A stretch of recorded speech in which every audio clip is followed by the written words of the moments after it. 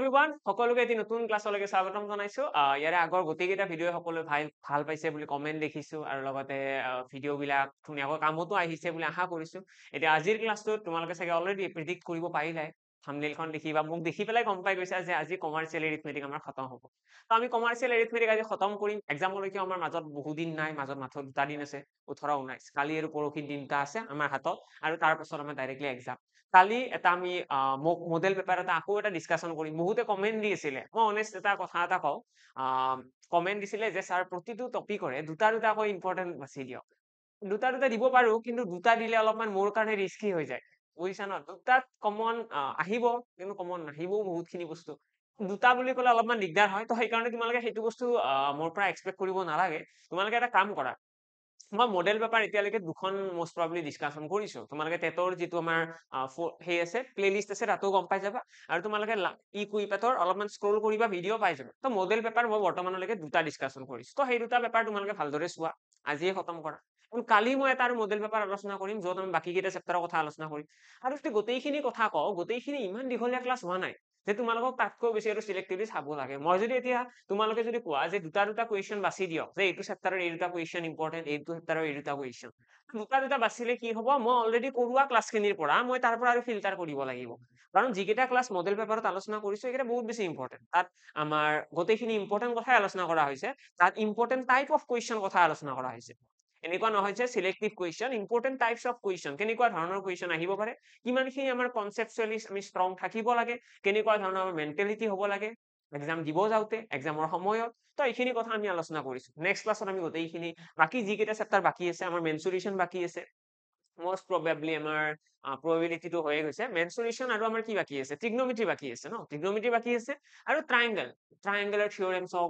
সিমিলাৰ ট্ৰায়াঙ্গলছ এইখিনি কথা অকমান বাকি আছে এইখিনি কথা আমি নেক্সট ক্লাছত আলোচনা কৰি পেলাই মডেল পেপাৰ আমি সমাপ্ত কৰিম আমি এক্সামৰ আগদিনা বেছি ক্লাছ নকৰো যদি তোমালোকে বিচৰা প্ৰেক্টিস ক্লাছ অবিয়াসলি কৰিম 19 তাৰিখে আমি প্ৰেক্টিস ক্লাছ 18 তাৰিখে আমি most probably প্ৰেক্টিস ক্লাছ এটা কৰি লম লাগিলে লাইভ ক্লাছ এটা এটেন্ড কৰিম যদি কাৰোবাৰ কিবা ডাউটছ আছে যিকোনো টপিক ৰিলেটেড তো তোমালোকে জনাব পাৰা সেইদিনা লাইভ ক্লাছ এটেন্ড কৰিব পাৰিবা তোমালোকে এটা কাম কৰিবা সিম্পলি মোৰ টেলিগ্ৰাম চেনেলটো অবিয়াসলি চাগে সকলোৱে জয়েন কৰি থৈ দিছা টেলিগ্ৰাম চেনেলটো জয়েন কৰি থৈ দিবা লগতে ই কুহিপাত তোমালোকে যেটো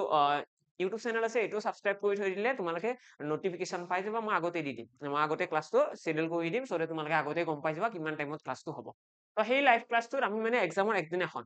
ঠিক আছে 19 তাৰিখে এক্সাম আছে 18 তাৰিখে আমি কি কৰিম পৰখিৰ কথা কৈ আছো পৰখি আমি তোমালোকৰ কাৰণে লাইভ ক্লাছ এটা কৰি পেলাই তাত যিমান যি ডাউটছ আছে ডাউটছখিনি অকল সলভ কৰিম মানে ক্লাছটোৰ একো টাইম ডিউৰেচন নাই 15 মিনিটতো শেষ কৰিব পাৰো 20 মিনিটতো শেষ কৰিব পাৰো কেইটামান কোৱেশ্চন নিশ্চয় প্ৰেক্টিস কৰিম কিন্তু তগতে মেইনলি তোমালোকৰ ডাউটছ বাকি অহাকালি এখন মডেল পেপাৰ ৰেডি থাকিবা নিজৰ ফালৰ পৰা প্ৰিপাৰেচনটো একদম ভালকৈ ৰাখা নিশ্চয় ভালেই হ'ব তো স্টাৰ্ট কৰিছো ক্লাছটো আজি আমাৰ কি আহিব এইখিনি আছিল ন আমি আজিৰ পৰা 5 দিন আগত যদি 5টা ক্লাছৰ কথা অকল আলোচনা কৰো 5 দিন হ'ব আৰু যদি বন্ধ কেইটা ধৰি পেলাই ক'ব লাগে 10 দিন মান হ'ব চাগে ন আমি এই সিৰিজটো স্টাৰ্ট কৰা 10 দিন মান হ'ল তো 10 দিন আগত আমি আলোচনা কৰিছিলো যে আমাৰ কমাৰ্চিয়েল এৰিথমেটিকত মেইনলি এইকেইটা চেপ্টাৰ আছে আৰু এইকেইটা চেপ্টাৰৰ আমি টপিক ওয়াইজ সৰু গোটেইখিনি আলোচনা কৰি গৈ আছিলো তো প্ৰথম ক্লাছত আমি আলোচনা কৰিছিলো পাৰ্সেন্টেজৰ কথা দেন সেকেন্ড ক্লাছতো আমি অলপমান পাৰ্সেন্টেজতে কথা আলোচনা কৰিলো অলপমান দীঘলীয়া চেপ্টাৰ আছিল যেটোকে ইয়াতে বহুতখিনি কথা আমি শিকিব লগা আছিল তাৰ পাছত আমি আৰম্ভ কৰিছিলো সিম্পল ইন্টাৰেষ্ট যেটো আমি লাষ্ট ক্লাছত খতম কৰিছো সিম্পল ইন্টাৰেষ্টটো খতম কৰিছো তাৰ পাছত আজি আমাৰ দায়িত্ব কি থাকিব আজিৰ আমাৰ ৰেসপন্সিবিলিটি হৈছে প্ৰফিট এণ্ড লছ আৰু প্ৰফিট এণ্ড লছটো এনেকুৱা নহয় আমি ধেৰ কোৱেশ্চন কৰিবলৈ যাম আমি এনেকুৱা নহয় যে আমি অকনমান জানিব লাগিব বেছি তেতিয়াহে কৰিব পাৰিম একো তেনেকুৱা নাই আজি আমি বেসিকো শিকিম আমি এডভান্সও শিকিম আমাৰ মডেল থাকিব আজিৰ ক্লাছটো চাই পেলাই যদি কোনোবাই প্ৰফিট এণ্ড লছ একো নাজানে কিও যাতে প্ৰফিট এণ্ড লছৰ কোৱেশ্চন এক্সামত সলভ কৰিব পাৰে ঠিক আছে স্টাৰ্ট কৰিছো একদম প্ৰথমতে তোমালোকে ইয়াতে কিৱৰ্ড কেইটা চাব লাগিব ইয়াতে কি পইণ্ট আছে এই পইণ্ট কেইটা বহুত বেছি আমাৰ ইম্পৰ্টেন্ট হয় আমি যিকোনো এটা বস্তু পঢ়াৰ আগতেও মই কৈছো আমাৰ যদি প্ৰিপাৰেচনটো কৰিব লাগে যিকোনো এটা বস্তু এটা শিকিব যদি লাগে তাৰ আগতে আমি ফ্লো চাৰ্ট এখন জানিব লাগিব আমি কেনেকৈ যাম কোনোবা এটা যাবলৈ হলে তাৰ আগতে আমি লোকেশনটো জানিব লাগিব মেপ চাব লাগিব ৰোড মেপ কোনফালে ৰাস্তা আছে কোনফালে নাই ঠিক আছে জানিলেহে আমি যাব পাৰিম জায়গাটো তো ঠিক তেনেদৰে আমাৰ এই চেপ্টাৰটো প্ৰফিট এণ্ড লছ আমি শিকিবলৈ হলে আমি এই গোটেইকেইটা ষ্টেপ মানে ক'বলৈ গ'লে এটা গেম খেলাৰ নিচিনা আমি লেভেল 1 প্ৰথমতে কমপ্লিট কৰিম দেন লেভেল 2 লেভেল 3 এনেকৈ গৈ পেলাই লাষ্টত আমি এইটো কথাও আলোচনা কৰিম ইয়াতে যদি তোমালোকে চোৱা প্ৰথমতে আছে basic understanding of key points এটা কি পইণ্টছ কেইটা নজনা আকৌ তোমালোকক মই প্ৰফিট এণ্ড লছৰ কথা কিয়েনো কম এটা প্ৰফিট এণ্ড লছ চেপ্টাৰটোৰ নাম লাভ আৰু লোকচান এই লাভ হয় কি লোকচান কি হয় জানিব লাগিব ন অবভিয়াছলি মই এক্সপেক্ট কৰিছো তোমালোকে জানা বা মেক্সিমাম ষ্টুডেণ্টে এইবিলাক জানে লাভ কি হয় লোকচান কি হয় তোমালোকে সকলোৱে গাঁৱৰ ল'ৰা বা আমাৰ অসমত যিমানখিনি ষ্টুডেণ্ট আছে মই এইখিনি এক্সপেক্ট কৰিছো সকলোৱে এইখিনিতো আণ্ডাৰষ্টেণ্ডিং আছে যে বজাৰত কেনেকৈ বজাৰ কৰিব যাব লাগে বস্তু কেনেকৈ বিক্ৰী কৰিব পাৰি বিক্ৰী কৰাৰ এইখিনি আইডিয়াটো আছে যদি কোনোবা এজন ষ্টুডেণ্ট আজিলৈকে বজাৰত যোৱা নাই তেতিয়াহ'লেতো খুব লাজৰ কথা মষ্ট প্ৰবাবলি সকলোৱে গৈছে এতিয়া বজাৰত তুমি গৈছা মানে এই প্ৰফিট এণ্ড লছ চেপ্টাৰটো তোমাৰ কাৰণে টান নহয় প্ৰফিট এণ্ড লছৰ কথা তুমি অলৰেডি তোমাৰ ৰিয়েল লাইফত তুমি এক্সপিৰিয়েন্স কৰি চোৱা আছে তুমি যেনেকৈ ৰিয়েল লাইফত এক্সপিৰিয়েন্স কৰিছা তুমি আজি মেথছৰ চেপ্টাৰ হিচাপে বুজি নাপাবা জানো নিশ্চয় বুজি পাবা তো ষ্টাৰ্টিঙত আৰম্ভ কৰিছো কি পইণ্টছৰ সৈতে কি পইণ্টছ হয় কি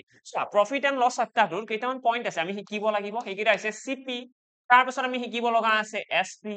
তাৰপাছত আমি শিকিব লগা থাকিব ইয়াতে প্ৰফিট প্ৰফিট কি হয় তাৰপাছত আমি শিকিব লগা থাকিব লছ কি হয় ঠিক আছে তাৰপাছত আমি আলোচনা কৰিম ইয়াতে প্ৰফিট পাৰ্চেন্টেজ কি হয় তাৰপাছত আমি আলোচনা কৰিম লছ পাৰ্চেন্টেজ কি হয় ঠিক আছে আৰু ইয়াৰে লগতে প্ৰফিট লছৰ পাছতে আমি আলোচনা কৰিম এমআৰপি কি হয় এতিয়া মই গোটেইখিনি এটা কাহিনীৰ থ্ৰুৰে ক'বলৈ চেষ্টা কৰিম সকলোৱে কথাখিনি মোৰ ভালদৰে শুনিবা ক্লাছটোত যদি কিবা এটা কথা ৰৈ যোৱা যেন লাগে লগে লগে ক্লাছটো কি কৰিবা ৰিভাইণ্ড কৰিবা এইটো ডি ফৰ ডিছকাউণ্ট আহিব ঠিক আছে ডি ফৰ ডিছকাউণ্ট তো এই পইণ্ট কেইটা আমাৰ ইয়াতে বহুত বেছি ইম্পৰ্টেণ্ট ইয়াতে আহিব আমাৰ ডিছকাউণ্ট পাৰ্চেন্টেজ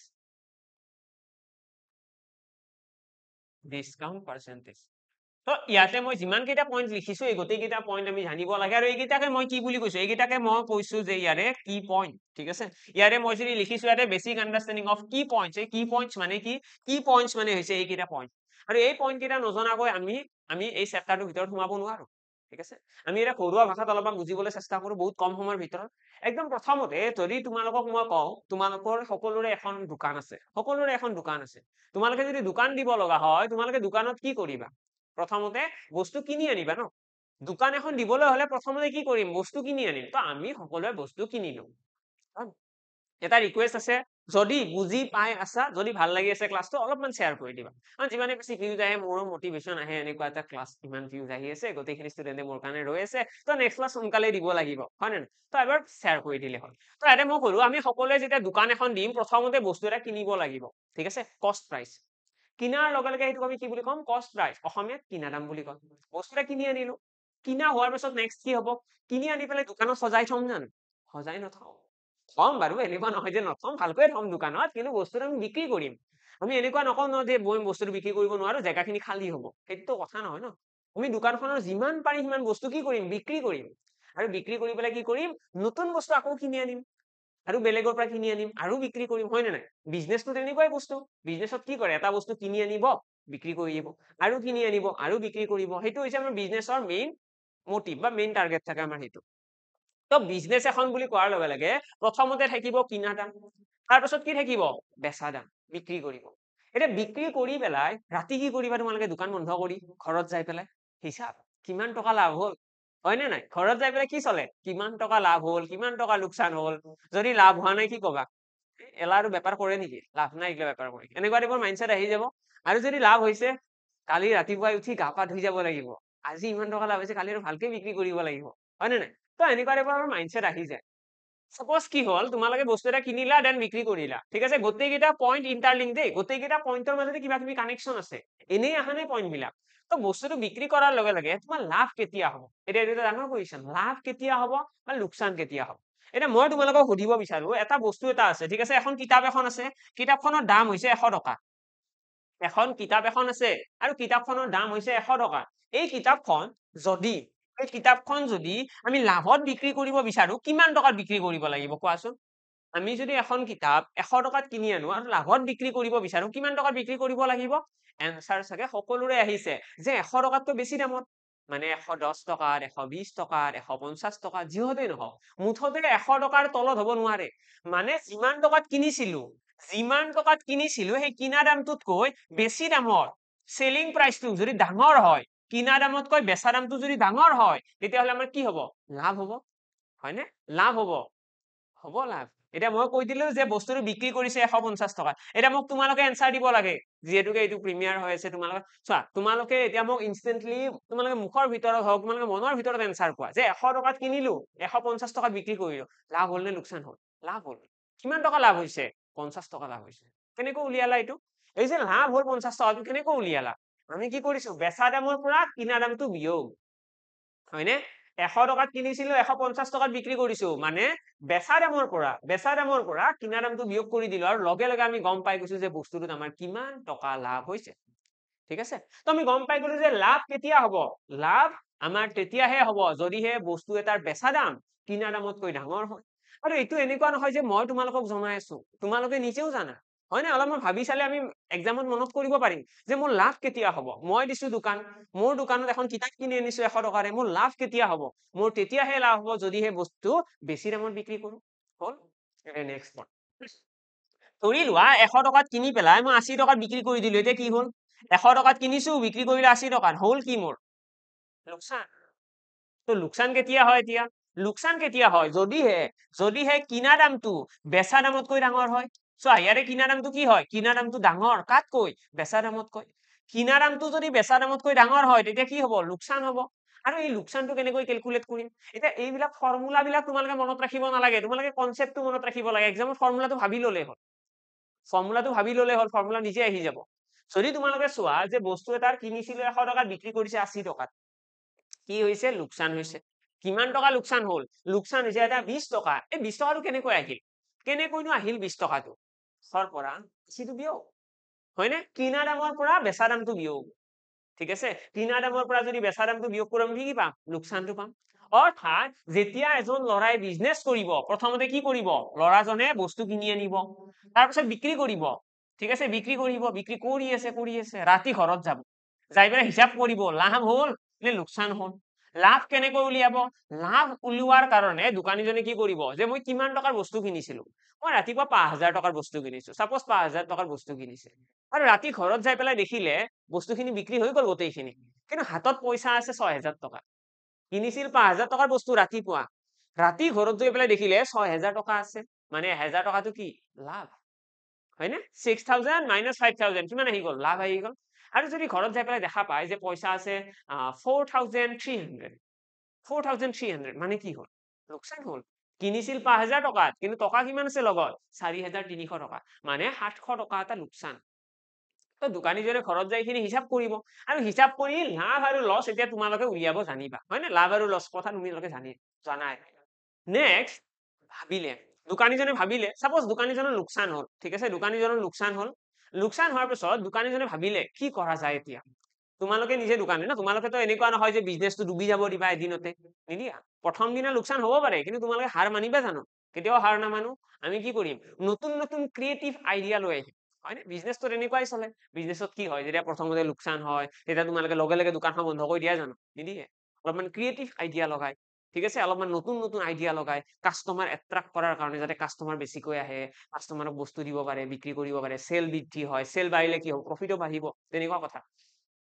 তোমালোকে ভাবিলা যে মোৰ দেখোন লাভ হোৱাই নাই মোৰ অকল লছেই হৈ আছে তো কি কৰিলে ভাল হয় তো তোমালোকে ঘৰত ৰাতি তোমালোকৰ এটা আইডিয়া আহি গল এটা কাম কৰো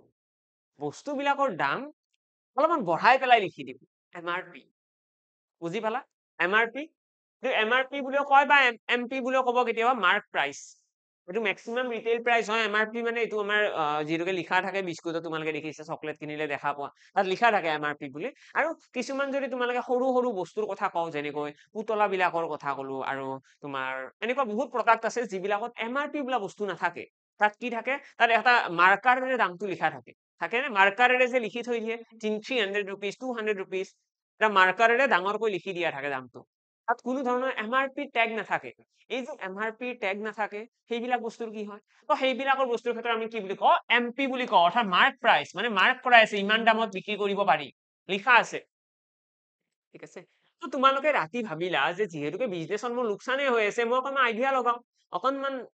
মোৰোতো ব্ৰেইন আছে তো অলপমান আমি ক্ৰিয়েটিভ আইডিয়া এটা লগালো মই কি কৰিলো বস্তুটোৰ দামটো অলপমান বঢ়াই লিখি থৈ দিছো মানে সাপোজ এখন কিতাপ এখন 100 টকাত কিনি আনিছো হল আৰু কিতাপখনৰ দামটো আগতে মই কি কৈছিলো মই কাস্টমাৰক ডাইৰেক্ট কওঁ যে 100 টকাত মই কিনি আনিছো মোক তুমি 150 টকা দিলে হৈ যাব এনেকে কৈছিলো কোৱা কাৰণে কাস্টমাৰে কি কয় তোমাৰ কথা মই বিশ্বাস নকৰো তুমি এনে কৈছা এনেকুৱা কথা ন আমি যেতিয়া কোনোবা এটা কাস্টমাৰক কওঁ যে এই বস্তুখিনি মই কিনি আনা দাম ইমান টকা বিশ্বাস কৰে জানো কোনো নকৰে তোমালোকে কৰিবা যদি তোমালোকক কোনোবাই কয় যে এই লং পেণ্টটোৰ দাম বা এই চাৰ্টটোৰ দাম 2500 টকা তোমালোকে কি ক'বা হে 2500 নহয় অলপ কমাই দিয়া ইমান দাম আৰু হয় নেকি তোমাৰ তাত আহিয়ে থাকো মই এনেকুৱা টাইপৰ আমাৰ কথা আহি যায় লাহে লাহে সেই কথাটো তোমালোকে নিজে ৰিয়েলাইজ কৰিলা যে আমি 100 টকাটো সঁচা কথাটো কৈ লাভ নাই মানে বিজনেছত ডাইৰেক্টলি সঁচা কথা কৈ লাভ নাই আমি কি ক'ব লাগিব আমি দামটো অলপ বঢ়াই ক'ব লাগিব ঠিক আছে আমি দামটো অলপ বঢ়াই ক'ব লাগিব আৰু দামটো বঢ়াই কোৱা মানে কি হ'ব মই সাপোজ কৈ দিলো কিতাপখনৰ দাম 200 টকা ঠিক আছে মই কাষ্টমাৰজনক কৈ দিলো যে কিতাপখনৰ দাম 200 টকা দাদা বা বাইদেউ কিতাপখনৰ দাম 200 টকা এনেকে কৈ দিলো তো কাষ্টমাৰজনে ক'ব যে এই 200 টকা বহুত বেছি হয় অলপমান কমাই দিয়া ঠিক আছে বাইদেউ আপোনাক চিনাকি বুলি 50 টকা এটা কমাই দিলো ঠিক আছে আপোনাক চিনাকি বুলি 50 টকা এটা কমাই দিলো কিন্তু তাতকৈ বেছি নোৱাৰো আৰু বাইদেউ বেয়া নাপাব আৰু কাকো নকব আপুনি এইটো দামত যে আপোনাক দিছো কাকো নকব হয়নে তো তেনেকুৱা কাষ্টমাৰজনে আমাৰ দোকানীজনে কি কয় কৈ দিয়ে আৰু এই যে কথাখিনি দোকানীজনে ক'লে যে বস্তুটোৰ দাম হ'ল 200 টকা তাৰ পৰা 50 টকা এটা কমাই দিলো কাষ্টমাৰজন খুশ কাষ্টমাৰজনে না বাৰ্গেনিং কৰিলে না কিবা কৰিলে একো কৰা নাই ডাইৰেক্ট খুশ কমাই দিছে 50 টকা হয়নে আৰু 150 টকা কাষ্টমাৰজনে দি গুচি গ'ল আল্টিমেটলি দোকানীজনৰ কি হ'ল 50 টকা এটা লাভ কিনিছিল 100 টকাত লিখি দিছিলে কিমান টকাত 200 টকা আৰু ডিসকাউন্টও দিলে কাষ্টমাৰজনে কেনেকুৱা পালে বহুত হ্যাপি যে দোকানখন ইমান ভাল যোৱাৰ লগে লগে দামটো কমাই দিছে মই হয়নে তো নেক্সট টাইম সেই দোকান কাষ্টমাৰজন আৰু অহাৰ সম্ভাৱনা খুব বেছি আৰু কিবা লাগিলে কাষ্টমাৰজন আৰু আহিব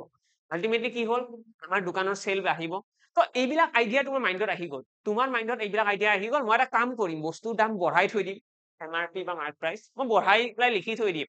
মই কি কৰিম প্ৰতিটো কাষ্টমাৰক কিবা কিবি ডিসকাউন্ট দিম ঠিক আছে মই প্ৰতিটো কাষ্টমাৰকে ডিসকাউন্ট দিম কিবা কিবি আৰু সেই ডিসকাউন্ট দিয়াৰ পাছত ঠিক আছে এমআৰপি থাকিব মই বঢ়াই লিখি দিম বস্তুটো কাৰণ মোৰ লোকচান হৈ আছে না বৰ্তমানলৈকে তো মই কি কৰিম বস্তুটোৰ দামটো বঢ়াই পেলাই লিখি দিম ঠিক আছে মাৰ্ক আপ বুলি কয় মাৰ্ক প্ৰাইচটো মই বঢ়াই দিম বঢ়াই পেলাই কি কৰিম অলপমান ডিসকাউন্টটো দি দিম তো কাষ্টমাৰো খুশ মোৰো চিন্তা নাই তো লগে লগে কি হ'ব চেল বাঢ়ি যাব প্ৰফিটো বাঢ়ি যাব আল্টিমেটলি হয়নে তো এই আইডিয়া বিলাক কেতিয়া আহিল যেতিয়া দোকানীজনৰ লোকচান হৈ আছিলে তো আমি সেইটো বস্তু মাইণ্ডত ৰাখিব লাগিব তো লোকচান হলে কি কৰে মানুহে লোকচান যেতিয়া হৈ থাকিব তেতিয়া এনেকুৱা ধৰণৰ মেথড আমি ইউজ কৰিব লগা হ'ব পাৰে ওকে বাৰু এতিয়া আমি স্টাৰ্ট কৰিছো নেক্সট এই পইণ্ট কেইটাটো আমি বুজি পালো চাগে ন আমি এই পইণ্ট কেইটা বুজি পালো সকলোৱে পইণ্ট কেইটা বুজি পালো ওকে এতিয়া নেক্সট আমি কি বুজিব লগা আছে ইয়াতে আমি এটা চাব লাগে পাৰ্চেন্টেজ কি হয় profit percentage loss percentage discount percentage চোৱা এই তিনিটা যদিও বেলেগ বেলেগ পইণ্ট হয় বেলেগ বেলেগ কিৱৰ্ড হয় ষ্টিল আমি যেতিয়া এক্সামত প্ৰফিট পাৰ্চেন্টেজৰ ফৰ্মুলা মনত ৰাখিম বা লছ পাৰ্চেন্টেজৰ ফৰ্মুলা মনত ৰাখিম বা ডিসকাউন্ট পাৰ্চেন্টেজৰ তাৰ কাৰণে আমি সৰু কথা এটা জানিব লাগে যিসকলে পাৰ্চেন্টেজ উলিয়াব জানে সিহঁতে এই তিনিটা ফৰ্মুলা আৰু বেলেগকৈ মুখস্থ কৰিব লগা নাথাকে সদায় মনত ৰাখিবা যেতিয়া আমাক কুৱেশ্যনত পাৰ্চেন্টেজ উলিয়াব দিব ইয়াতে চোৱা প্ৰফিটৰ পাৰ্চেন্টেজ উলিয়াব দিছে ন লাভৰ লছৰ পাৰ্চেন্টেজ উলিয়াব দিছে আৰু ডিসকাউন্টৰ পাৰ্চেন্টেজ উলিয়াব দিছে পাৰ্চেন্টেজ উলিয়াব দিলে সদায় মনত ৰাখিব লাগে এটা ভগ্নাংশ লিখিম পাৰ্চেন্টেজ যেতিয়া উলিয়াব দিব এটা ভগ্নাংশ লিখিব লাগে পূৰণ 100 এইখিনি বস্তু যিসকলে মনত ৰাখে সিহঁতৰ কাৰণে এই ফৰ্মুলা কেইটা খুব ইজি পাৰ্চেন্টেজ যেতিয়াই তোমালোকক উলিয়াব দিব ইয়াতেও পাৰ্চেন্টেজ উলিয়াব দিছে নে নাই পাৰ্চেন্টেজ উলিয়াব দিছে অৰ্থাৎ আমি এটা ভগ্নাংশ লিখিম আৰু লগতে পূৰণ 100 দিম ইয়াতে মই ভগ্নাংশ এটা লিখিছো পূৰণ 100 লিখিছো এতিয়া প্ৰফিট পাৰ্চেন্টেজ মানে কি প্ৰফিট পাৰ্চেন্টেজ মানে হৈছে কিহৰ হাৰ উলিয়াব দিছে ন এইটোক কয় লাভৰ হাৰ এইটোক কয় লোকচানৰ হাৰ এইটোক কয় ৰেহাইৰ হাৰ চোৱা যিহৰ পাৰ্চেন্টেজ উলিয়াব দিব এক্সামত বেলেগ বেলেগ বস্তুৰ পাৰ্চেন্টেজ উলিয়াব দিয়ে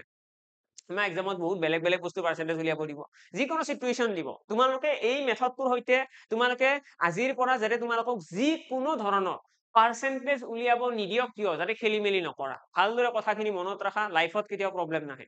কথাটো হ'ল যদি তোমালোকক পাৰ্চেন্টেজ উলিয়াব দিয়ে যিকোনো এটা বস্তুৰ এক্সৰ percentage ৱাইৰ percentage জেডৰ percentage A B চিৰ পাৰ্চেন্টেজ যিকোনো নিদিয়ক কিয় তোমালোকক যিকোনো এটা টাৰ্ম দি দিয়ক যে অমুকৰ পাৰ্চেন্টেজ উলিওৱা পাৰ্চেন্টেজ উলিওৱাৰ কাৰণে প্ৰথম কথাটো হৈছে এটা ভগ্নাংশ লিখিব লাগে পূৰণ 100 এটা ভগ্নাংশ পূৰণ 100 এইখিনি বস্তু মনত ৰাখিবা দেন এতিয়া ভগ্নাংশটোৰ ওপৰত কি লিখিম তলত কি লিখিম এইটো হৈছে মেইন পইণ্ট ওপৰত কি লিখিম ভগ্নাংশৰ তলত কি লিখিম ভগ্নাংশটোৰ ওপৰত আমাক যিহৰ পাৰ্চেন্টেজ উলিয়াব দিছে আমি সেইটো লিখিম আমাক ইয়াতে কিহৰ পাৰ্চেন্টেজ উলিয়াব দিছে প্ৰফিটৰ পাৰ্চেন্টেজ মানে ওপৰত লিখিম প্ৰফিট বুজি পালা আমাক কৈছে লছৰ পাৰ্চেন্টেজ মানে ওপৰত কি লিখিম লছ আমাক কিহৰ পাৰ্চেন্টেজ উলিয়াব দিছে ডিসকাউন্টৰ পাৰ্চেন্টেজ তো আমি ওপৰত কি লিখিম ইয়াতে লিখিম ডিসকাউন্ট তো আল্টিমেটলি আমাৰ এক্সামত যিহৰ পাৰ্চেন্টেজ উলিয়াব দিব যিহৰে নিদিয়ক কিয় আমি এইটো কি কৰিব লাগে প্ৰফিটৰ বুলি ক'লে ওপৰত প্ৰফিট লছৰ বুলি ক'লে ওপৰত লছ যদি আমাক কয় যে এক্সৰ পাৰ্চেন্টেজ উলিওৱা এক্স পাৰ্চেন্টেজ মানে কি হ'ব ওপৰত আহিব এক্স আৰু ইনটুটো 100 থাকিবই ন তো মানে মই এই এক্সৰ বুলি কিয় কৈছো জানানে এক্স মানে হৈছে ইয়াতে যিকোনো শব্দ দিব পাৰে X Y Z A B C যিকোনো profit loss discount increment decrement যিয়ে নিদিয়ক ইয়াৰে যি বস্তু দিব তোমালোকে সেইটোহে ওপৰত লিখিবা থাকিবনে মনত বস্তুখিনি বহুত সহজ লাগিব যদি ভালদৰে বুজি পোৱা পাৰ্চেন্টেজ আমাক যিহৰে উলিয়াব নিদিয়ক আমি এইখিনিলৈকে তো আমাৰ ক্লিয়াৰ যে আমি কি কৰিব লাগে যিহৰ পাৰ্চেন্টেজ আমি সেই বস্তুটো সদায় ওপৰত লিখিম এতিয়া নেক্সট আমাৰ ক্ৰিটিকেল পইণ্টটো হৈছে তলত কি লিখিম ভগ্নাংশটোৰ এই ভগ্নাংশটোৰ তলত কি লিখিম তলৰ সংখ্যাটো আমি এতিয়া বুজিব লাগে তলৰ সংখ্যাটো তোমালোকে এনেকৈ মনত ৰাখিবা যিকোনো বস্তু এটাৰ যেতিয়া পাৰ্চেন্টেজৰ কথা আলোচনা কৰা হয় মই এই চোৱা এই থিয়ৰি খিনি কওঁতে মই টাইম লগাইছো অবভিয়াছলি কিন্তু এই থিয়ৰি খিনিয়ে তোমালোকক হেল্প কৰিব এক্সামত চিলি মিষ্টেক নোহোৱাৰ কাৰণে যিকোনো এটা বস্তু তোমালোকক ক্লিয়াৰিটি দিয়াৰ কাৰণে মাইণ্ডত তোমালোকৰ থিংকিংটো অকনমান চেঞ্জ হোৱাৰ কাৰণে এইখিনি বস্তুৱে বহুত হেল্প কৰিব এক্সামত তোমালোকে এটা বস্তু মনত ৰাখিবা যে পাৰ্চেন্টেজ শব্দটো যে আছে পাৰ্চেন্টেজ বা পাৰ্চেন্টেজ যিটো চেপ্টাৰ আছে ই সদায় কাবাৰ নহয় কাবাৰ তুলনাত চলি থাকে বুজি পালা পাৰ্চেন্টেজে সদায় কাবাৰ নহয় কাবাৰ তুলনাত চলি থাকে যদি আজিও তোমালোকে বিচৰা যদি কোনোবা টেটৰ নহয় টেটৰ বাহিৰে বেলেগ কিবা এক্সামৰ কাৰণে প্ৰিপেয়াৰ কৰি আছে কিন্তু আজিৰ ক্লাছটো চাই আছে তো তোমালোকক মই এটা কথা কওঁ পাৰ্চেন্টেজৰ এটা আমাৰ প্লেলিষ্ট এটা বনোৱা আছে ইউটিউবত আছে এভেইলেবল পাৰ্চেন্টেজৰ এটা সিৰিজ কৰোৱা আছে সেইটো এবাৰ চাই লোৱা তাত তোমালোকে এইখিনি কথা গোটেইখিনি ধুনীয়াকৈ শিকি যাবা বাৰু তো যিসকলৰ পৰহি এক্সাম আছে বা 19 তাৰিখে এক্সাম আছে তোমালোকে এইখিনি কথাৰ ওপৰত ফ'কাছ কৰা এইখিনিও সাফিচিয়েন্ট কিন্তু তাত গ'লে বেছি ডিটেইলছত পাবা এটা কথা বহুত ডিটেইলছত কুৱেশ্যন প্ৰেক্টিছ কৰোৱাৰ হয়তো কুৱেশ্যনৰ সৈতে এক্সাম্পল দি পেলাই মই কৰাই থৈ দিছো তো ইয়াতে যদি চাও পাৰ্চেন্টেজ বস্তুটো পাৰ্চেন্টেজ যিটো চেপ্টাৰ আছে পাৰ্চেন্টেজ বস্তুটো সদায় কাবাৰ নহয় কাবাৰ তুলনাত চলি থাকে পাৰ্চেন্টেজে কেতিয়াও তুলনা নোহোৱাকৈ কথা ক'ব নোৱাৰে মানে থাকে ন কিছুমান মানুহে সাপোজ তোমাৰ কি বুলি কওঁ বেয়া কথা নোকোৱাকৈ কথা ক'ব নোৱাৰে ঠিক আছে কিছুমান মানুহে তোমাৰ বেছি দিহা নিদিয়াকৈ কথা ক'ব নোৱাৰে কিছুমান মানুহে তোমাৰ কি বুলি কওঁ তোমাৰ কিবা নহয় কিবা এটা তোমাক হাৰ্ড কৰা কথা এটা কৈ পেলাই ভাল পায় মানে এইটো জাষ্ট মই এক্সাম্পল দিছো এনেকুৱা কিছুমান মানুহৰ তুমি কথাত যদি চোৱা ন আমি যদি কওঁ সকলোৰে কথা কোৱাৰ এটা ষ্টাইল থাকে আৰু সেই কথা কোৱাৰ ষ্টাইলৰ মাজত কিবা নহয় কিবা এটা শব্দ বেছিকৈ ইউজ কৰে যেনেকৈ কিছুমানে ধৰি লোৱা কৈছে বুজি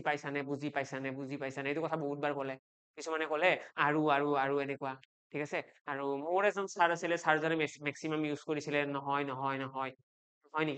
নেকি এইটো এনেকুৱা টাইপৰ আছিলে তো সেইটোৱে আৰু মানে কিছুমান শব্দ ইউজ বেছিকৈ কৰে হয়নে তো আমাৰ পাৰ্চেন্টেজ চেপ্টাৰটো কেনেকুৱা পাৰ্চেন্টেজে কেতিয়াও তুলনা নোহোৱাকৈ কাম কৰিবই নোৱাৰে ইয়াক তুলনাটো লাগিবই বুজি পালা তুলনা নাই মানে পাৰ্চেন্টেজো নাই তুলনা আছে মানে পাৰ্চেন্টেজো আছে তোমালোকে ব্ৰেকেটত এটা সাৰ্কেল বনাই পেলাই লিখি থৈ দিয়া যে পাৰ্চেন্টেজে তুলনা নকৰাকৈ এক্সিষ্টেন্স নাই তুলনা আছে মানে পাৰ্চেন্টেজৰ এক্সিষ্টেন্স আছে বুজি পালা তো ইয়াতে কি হ'ব আমি চাব লাগিব যে প্ৰফিট এই লাভ কাৰ তুলনাত হয় লাভ মানুহৰ কাৰ তুলনাত হয় তোমালোকে কোৱাচোন তোমালোকে লাভটো কিহৰ ওপৰত কেলকুলেট কৰা কিহৰ ওপৰত তেনেকৈ মনত ৰাখিলেও ভাল লাভটো কিহৰ ওপৰত কেলকুলেট হয় কিবা এটাৰ ওপৰত কেলকুলেট হ'ব ন কোনোবা এটা ইয়াতে থাকিব তাৰ ওপৰতহে লাভটো আহিব তো আমি সদায় মনত ৰাখিম লাভ হ'ব কষ্ট প্ৰাইজৰ ৰেসপেক্টত কষ্ট প্ৰাইজৰ তুলনাত প্ৰফিট হ'ব লাভটো কাৰ ওপৰত হ'ব কিনা দামৰ ওপৰত লাভ হ'ব সেইকাৰণে মই ওপৰত বুলি ক'লেও ইয়াতে লাইনটো মিলি যায় কিনা দাম তাৰ ওপৰত কোন আছে প্ৰফিট আছে কিনা দামৰ ওপৰত কোন হয় লাভ হয় কিনা দামৰ ওপৰত কি হ'ব লোকচানো হ'ব মনত ৰাখিবা যে প্ৰফিট আৰু লছ এই দুইটা কিনা দামৰ ওপৰত হ'ব এতিয়া মই কিয় কিনা দামৰ ওপৰত হয় মই এইখিনি ক'বলৈ গ'লে ক্লাছটো বেছি দীঘলীয়া হ'ব ইমান দীঘলীয়া নকৰো তোমালোকে প্ৰফিট এণ্ড লছৰ চেপ্টাৰ বা পাৰ্চেন্টেজৰ চেপ্টাৰ চালে এইখিনি কথা অলৰেডি ডিসকাশন কৰা আছে আমাৰ যোনটো আমাৰ basic to hero to zero এনেকুৱা জিৰো টু হিৰো যোনটো সিৰিজ আছে তাত আছে কৰোৱা নেক্সট প্ৰফিট এণ্ড লছ গম পালো এতিয়া ডিসকাউন্ট কি হয় ডিসকাউন্টৰ কাৰণে তোমালোকে মনত ৰাখিবা এমআৰপি ঠিক আছে বস্তু এটাৰ যেতিয়া লিখা দাম থাকিব সেই লিখা দামৰ ওপৰতহে কি হ'ব ৰেহাই দিয়া হ'ব ৰেহাইটো সদায় লিখা দামৰ ওপৰত আৰু প্ৰফিট আৰু লছ সদায় কাৰ ওপৰত আলোচনা কৰা হ'ব প্ৰফিট এণ্ড লছ সদায় ডিসকাশন কৰা হ'ব আমাৰ কষ্ট প্ৰাইজৰ ওপৰত তো এইখিনি আমি জানাৰ পাছত এতিয়া আমাৰ নেক্সট আমাৰ কি পইণ্ট ইয়াতে ক'বলৈ গ'লে আৰু বেলেগ তেনেকুৱা কি পইণ্ট নাই এতিয়া এইখিনি ইউজ কৰিব জানিব লাগে কুৱেশ্যনত কেনেকুৱা ধৰণৰ চিটুৱেশ্যন দিব আমি সেইখিনি জানিব লাগে কাৰণ আমি ডাইৰেক্টলি কুৱেশ্যনৰ ফালেও যাব পাৰিম এতিয়া চাইছো আৰু এবাৰ চিলেবাছখন আমি যদি ইয়াতে চাও প্ৰফিট এণ্ড লছৰ আমি প্ৰথমটো আছিল basic understanding of key points আৰু কি পইণ্টছ খিনি আমি শিকিলো এতিয়া নেক্সট আছে calculating profit and loss profit আৰু লছ কেনেকৈ ক্যালকুলেট কৰে সেকেন্ড পইণ্টৰ ফালে আহিছো সো খুব ইজি পইণ্ট এটা হয় আমাক যদি কয় এজন মানুহে 5000 টকাৰে এখন সাইকেল এখন কিনিছে ঠিক আছে 5000 টকাৰে সাইকেল এখন কিনিছে মানুহজনে সাইকেলখন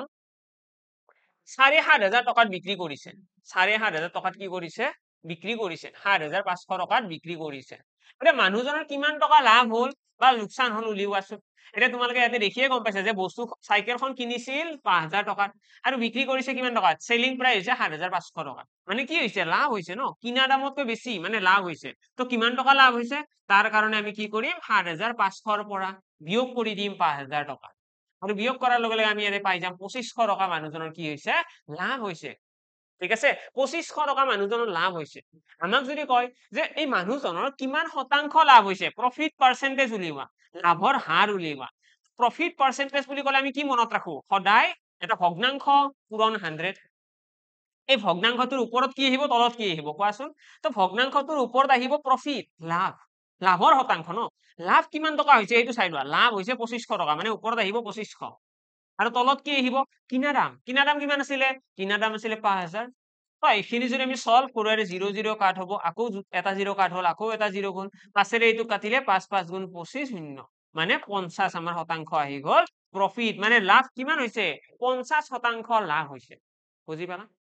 বস্তুটো কি হৈছে 50 শতাংশ লাভ হৈছে এটা এইটো ক্যালকুলেশন কৰিবলৈ আশা কৰো সকলোৱে পাৰিবা এইটো বেসিক লেভেলৰ কোৱেশ্চন হয় এইটো জাস্ট মই এবাৰ দেখাই দিলো এইটো আমি বেছি ডিটেইলছত যোৱাৰ প্ৰয়োজন নাই এইখিনি চাগে সকলোৱে বুজি পালা কেনেকৈ ক্যালকুলেট কৰিলো এটা ঠিক তেনেদৰে যদি আমাক কয় যে 5000 টকাত কিনিছো 3000 টকাত বিক্ৰী কৰিছো কি হ'ব লোকসান হ'ব 5000ত কিনি 3000ত বিক্ৰী কৰিছো উলাই লোৱা এবাৰ তোমালোকে কিমান পাৰ্চেন্ট লোকসান হ'ল যদি 5000ত সাইকেল এখন কিনি পেলাই 3000ত বিক্ৰী কৰো কিমান পাৰ্চেন্ট লোকসান হ'ব এবাৰ ক্যালকুলেট কৰাচোন সকলোৰে হোমৱৰ্ক থাকিল এইটো সকলোৱে ক্যালকুলেট কৰা এটা নেক্সট আমাৰ পইণ্ট কি আছে হেইটোৰ ফালে আহিছো next point calculating profit and loss হৈছে আমাৰ এইটো বেসিক লেভেলৰ কোৱেশ্চন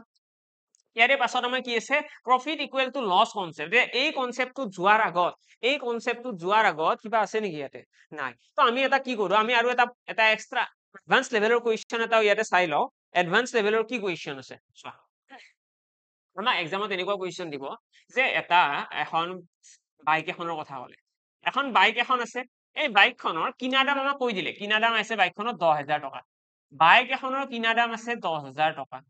বা মই কৈ দিলো অলপমান আৰু চেঞ্জ কৰি দিও কোৱেশ্চনটো আমাক ক'লে এখন বাইক এখনৰ 12000 টকাত বিক্ৰী কৰিলে 12000 টকাত বিক্ৰী কৰিলে sold a bike was sold at 12000 rupees তো 12000 টকাত বিক্ৰী কৰিলে কি হয় মই কৈ দিলো 20% লাভ হয় ঠিক আছে 20% প্ৰফিট হয় 20% কি হয় প্ৰফিট হয় ঠিক আছে নহলে এটা কাম কৰো কোৱেশ্চনটো অলপমান ঘূৰাই দিও তেতিয়া বেছি ইজি হ'ব অলপমান 30% লোকসান হয়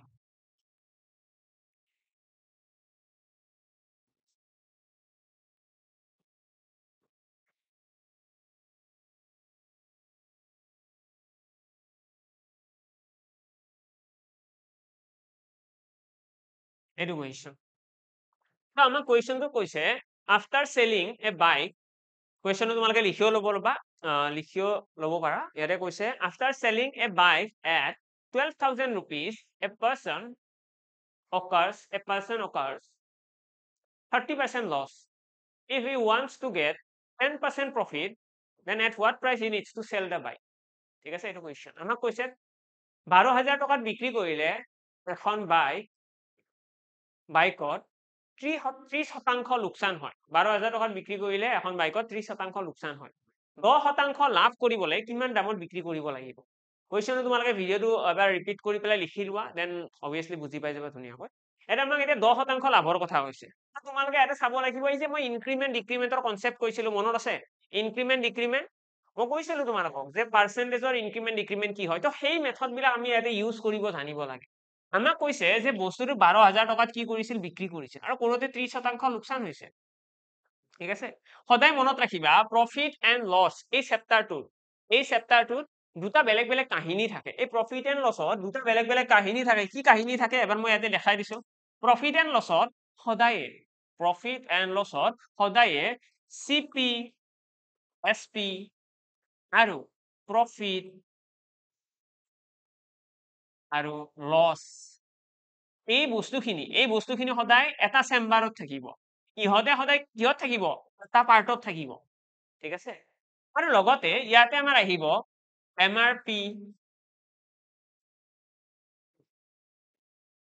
MRP বা MP মাৰ্ক প্ৰাইচ বা ডিসকাউন্ট ঠিক আছে আৰু লগতে ইয়াতে আমাৰ থাকিব সেলিং প্ৰাইচ এই সেলিং প্ৰাইচ শব্দটো সেলিং প্ৰাইচ বস্তুটো এই দুইটা কাহিনীৰে পাৰ্ট ঠিক আছে সেলিং প্ৰাইচ দুইটাতে থাকিব কিন্তু বাকি কেইটা পইণ্ট কি হয় জানানে নাই সেপাৰেট হয় মানে তোমালোকে এনেকৈ মনত ৰাখিব পাৰা এখন ঘৰ আছে ঠিক আছে এখন ঘৰ আছে ইহঁতৰ কিবা এটা বাপেক এটা আছে ঠিক আছে ইহঁতৰ বাপেক এটা আছে এইটো ফাদাৰ বুলি মই লিখি দিলো এই ফাদাৰৰ কি হয় দুটা পুতেক আছে এই ফাদাৰৰ দুটা পুতেক আছে দেউতাকজনৰ দুটা পুতেকৰ এটা হৈছে সেলিং প্ৰাইচ এইটো এটা আৰু এইটো এটা ইহঁত দুইটা মানে এটা ফেমিলিৰ ঠিক আছে এটা ফেমিলিৰে ল'ৰা হয় ঠিক আছে আৰু এই ফেমিলিটোত ইহঁত আৰু বেলেগ বেলেগ বস্তু ঠিক আছে কষ্ট প্ৰাইচ বেলেগ প্ৰফিট বেলেগ লছ বেলেগ MRP বেলেগ ডিসকাউন্ট বেলেগ বুজি পালা তো এনেকুৱা টাইপৰ কথা সেলিং প্ৰাইচ যদিও দুইটাত থাকিব দুইটা ফেমিলিতে মানে সেম মানুহ দুজন থাকিব কিন্তু বাকি বিলাক কি সব বেলেগ বেলেগ মানুহ এনেকে তোমালোকে মনত ৰাখিলেও কথা নাই মনত ৰাখিবা এই যিটো কাহিনী আছে বা এই যোনটো ফেমিলি আছে এই ফেমিলিটোৰ কষ্ট প্ৰাইজক সদায় আমি 100% ধৰি লওঁ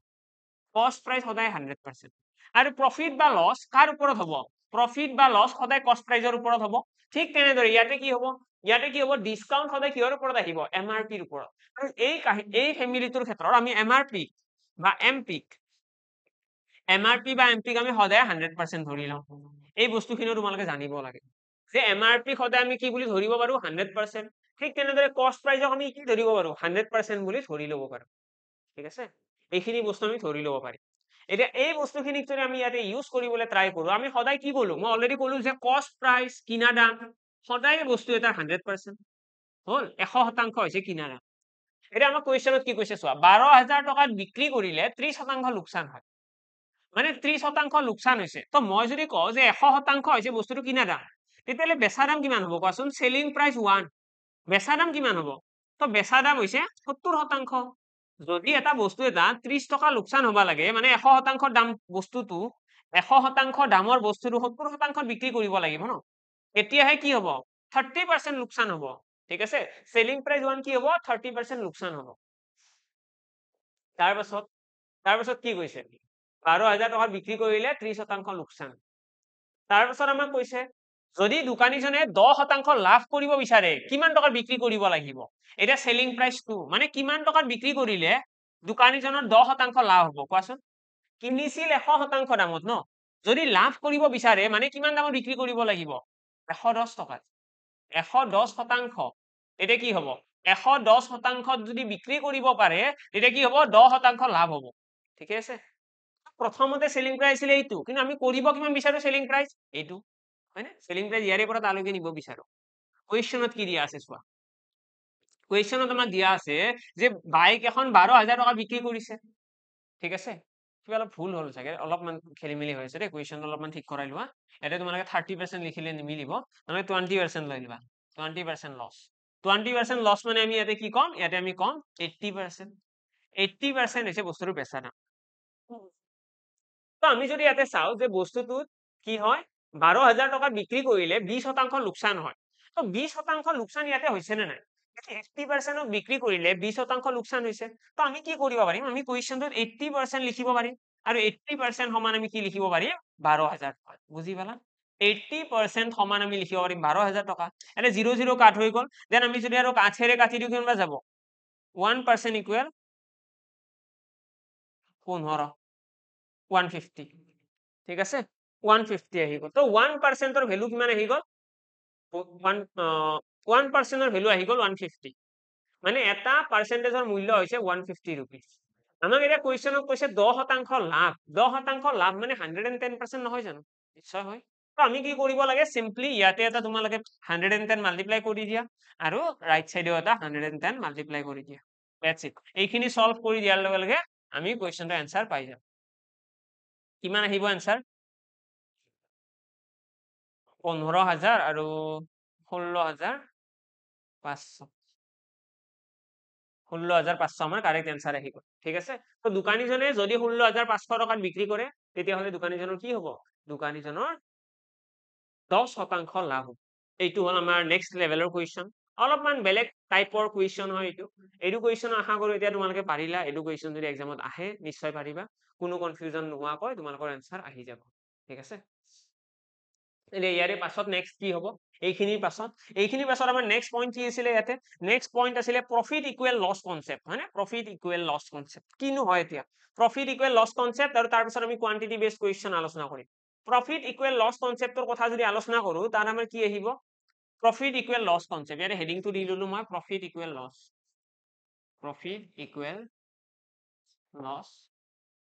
আৰু ইয়াৰে পাছৰ কুৱেশ্যনটো আহিব কোৱান্টিটি বেসড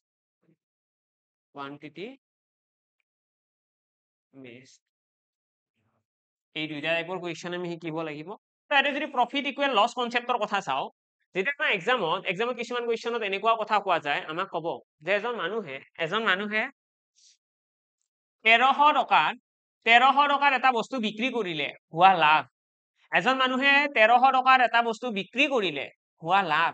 কিবা এটা লাভ হ'ব 1300 টকাত বিক্ৰী কৰিলে হোৱা লাভ 700 টকাত বিক্ৰী কৰিলে হোৱা লোকচানৰ সমান 700 টকাত বিক্ৰী কৰিলে হোৱা লোকচানৰ সমান এই কুৱেশ্যন আমাৰ এক্সামত খুব আহা দেখা যায় আমাক কি ক'ব এজন মানুহে 1300 টকাত বিক্ৰী কৰিলে হোৱা লাভ 700 টকাত বিক্ৰী কৰিলে হোৱা লোকচানৰ সমান ঠিক আছে এইটো কুৱেশ্যনৰ এনসাৰ কেনেকৈ কৰিম যে 1300 টকাত বিক্ৰী কৰিলে আমাক কি কৈছে কিবা এটা লাভ হ'ব আৰু সেই লাভটো আমাক কৈছে 700 টকাত বিক্ৰী কৰিলে হোৱা লোকচানৰ সমান আমি সিম্পলি কি কৰিম এইটো প্ৰথমতে লাভটো ওলাই লওক ঠিক আছে আমি লাভ কেনেকৈ ক্যালকুলেট কৰো ফাৰ্স্ট এইটো চাই লোৱাছো যদি প্ৰফিটৰ কথা আলোচনা কৰো প্ৰফিট কেনেকৈ ক্যালকুলেট কৰা হয় প্ৰফিট ক্যালকুলেট কৰাৰ কাৰণে আমি কি কৰো সেলিং প্ৰাইসৰ পৰা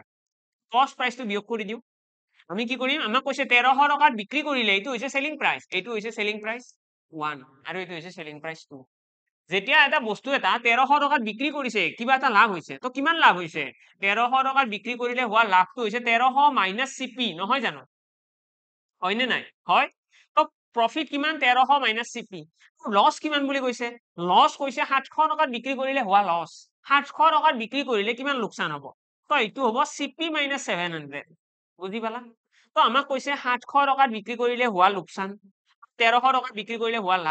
লাভ কেনেকৈ উলিয়াই লাভ উলিওৱাৰ কাৰণে আমি কি কৰো সেলিং প্ৰাইস মাইনাস কস্ট প্ৰাইস আৰু লস উলিওৱাৰ কাৰণে কস্ট প্ৰাইস মাইনাস সেলিং প্ৰাইস এই বস্তুখিনি সমান বুলি কৈছে নে নাই সমান বুলি কৈছে তো সিম্পলি তোমালোকে এইটো লিখিব পাৰা 1300 মাইনাস সিপি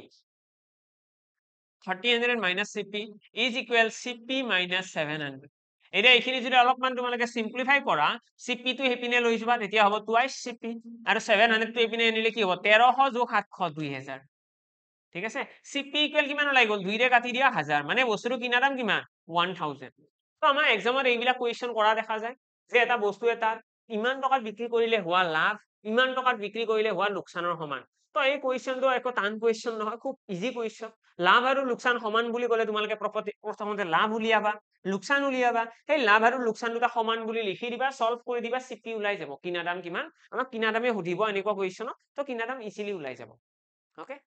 নেক্সট কুৱেশ্যন কি আহিল নেক্সট টাইপ অফ কুৱেশ্যনৰ ফালে আহিছো নেক্সট আমাক ক'ব এজন মানুহে পাঁচটা পেন আছে সেই পাঁচটা পেন বিক্ৰী কৰিলে পাঁচটা পেন যেতিয়া বিক্ৰী কৰিব হয় মোৰ কথাবিলাক ভালদৰে শুনি যাবা দেই কাৰণ এইবিলাক গোটেইবিলাক টাইপ অফ কুৱেশ্যন হয় এটা মানুহে পাঁচটা কলম বিক্ৰী কৰিলে হোৱা লাভটো হৈছে দুটা কলমৰ বেচা দামৰ সমান ঠিক আছে পাঁচটা কলম বিক্ৰী কৰিলে যিটো লাভ হ'ব সেই লাভটো কি হয় দুটা পেনৰ কিনা দামৰ সমান ঠিক আছে দুটা পেনৰ কিনা দামৰ সমান এইটো আমাক কুৱেশ্যন কৈ দিলে কস্ট প্ৰাইসৰ সমান দুটা পেনৰ কস্ট প্ৰাইসৰ সমান এনেকুৱা কুৱেশ্যন দিয়া দেখা যায় যে পাঁচটা কলম বিক্ৰী কৰিলে পাঁচটা কলম বিক্ৰী কৰাৰ মিনিং কি ফাৰ্স্ট এইটো জানিব লাগে পাঁচটা কলম বিক্ৰী কৰিলে হোৱা লাভ যোনটো লাভ হয় সেই লাভটো দুটা কলমৰ কিনা দামৰ সমান তো আমি লিখিব পাৰিম যে পাঁচটা কলম আছিলে সেই পাঁচটা কলম বিক্ৰী কৰিলে বিক্ৰী কৰাৰ লগে দাম কিমান হ'ব পাঁচটা সেলিং প্ৰাইস 5 SP মানে কি পাঁচটা কলমৰ বেচা দাম মই যদি কওঁ যে এটা কলমৰ বেচা দাম হৈছে 10 টকা তেতিয়াহ'লে 5টা কলমৰ বেচা দাম কিমান হ'ব কোৱাচোন এটা কলমৰ বেচা দাম যদি 10 টকা হয় 5টা কলমৰ বেচা দাম কিমান হ'ব 50 টকা কেনেকৈ উলিয়ালো তাৰ কাৰণে মই কি কৰিছো 5টা কলম এটা কলমৰ বেচা দামটো পূৰণ তো ইয়াতে মই সেইখিনিয়ে কৰিছো যে 5টা কলম পূৰণ বেচা দাম এতিয়া বেচা দামটো যিহেতু ইয়াতে মই নাজানো নে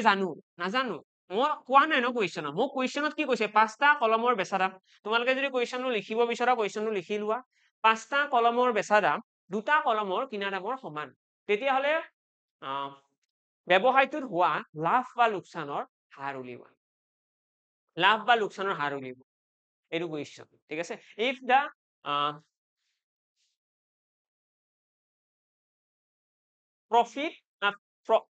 profit after selling 5 pen is equal to the cost price of 2 pen then find the profit percentage এইটো কুৱেশ্যন তো ইয়াতে যদি আমি চাও কুৱেশ্যন আমাক কৈছে 5টা কলমৰ বেচা দাম অৰ্থাৎ 5টা কলমৰ সেলিং প্ৰাইস এইটো হৈছে 5টা কলমৰ বেচা দাম এতিয়া লাভ কেনেকৈ উলিয়াম লাভ উলিওৱাৰ টেকনিকটো হৈছে কি লাভ উলিওৱাৰ কাৰণে কি কৰিব লাগে সেলিং প্ৰাইস মাইনাস কষ্ট প্ৰাইস কষ্ট প্ৰাইস কিমান হ'ব কষ্ট প্ৰাইস হ'ব 5 CP 5টা কলমৰ কিনা দামটো কিমান হ'ব 5টা কলমৰ কিনা দাম হ'ব 5 CP 5টা কলমৰ বেচা দাম ঠিক আছে 5টা কলমৰ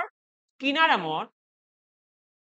কি বেচা দামৰ পৰা যদি কিনা দামটো বিয়োগ কৰো কি হ'ব প্ৰফিট পাই যাম আৰু এই লাভটো কাৰ সমান দুটা কলমৰ কিনা দামৰ সমান বুজি পালা কুৱেশ্যন বুজি পালা আমাক এইখিনিয়ে কথা কৈছে আমাক কৈছে 5টা কলমৰ কলম বেচাৰ ফলত যিমান লাভ হ'ব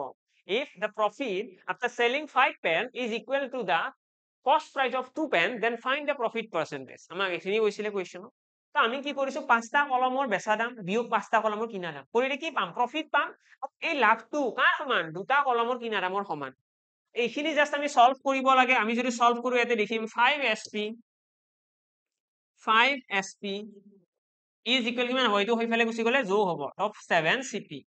এইখিনিৰ পৰা যদি আমি ৰেশিও ওলাই দিও ৰেশিও কিমান পাম সেলিং প্ৰাইস বাই কষ্ট প্ৰাইস is equal কিমান আহিব 5 টো এপিনে লৈ যোৱা 7/5 অৰ্থাৎ বস্তুৰ কিনা দাম আছিল 5 টকা কিনা দামৰ আগত যোনটো আছে এইটো কিনা দাম বেচা দামৰ আগত যোনটো আছে এইটো বেচা দাম কিনা দাম আছিল 5 টকা বিক্ৰী কৰিছে কিমান টকা 7 টকা ঠিক আছে কিনা দাম আছিল